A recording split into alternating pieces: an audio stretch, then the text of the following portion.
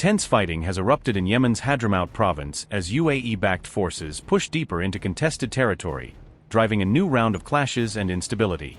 Clashes sharply intensified on December 4 when UAE-supported units reportedly attempted to seize the strategic Al Ghuraf area, escalating confrontations with rival forces on the ground.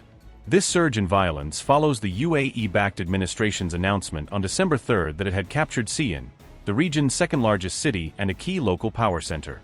Videos shared by local activists showed UAE-aligned troops storming the presidential palace complex, signaling a dramatic shift in control over core government installations. Before this push, the forces had positioned themselves in the Jathma area and then advanced toward key government headquarters, according to local sources familiar with the fighting.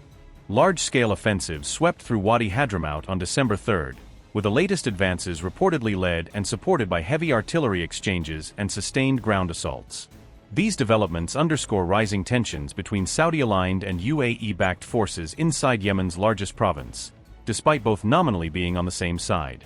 The UAE-backed administration publicly praised what it described as the liberation of Wadi Hadramout, framing the offensive as a victory for local self-rule.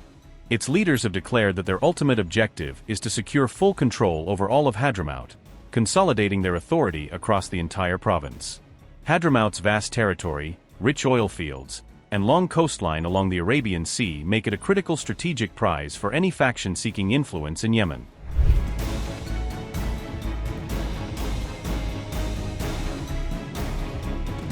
The most recent clashes highlight the deepening Saudi-UAE rivalry inside Yemen, even though both states have jointly led the UAE-backed military intervention there since 2015.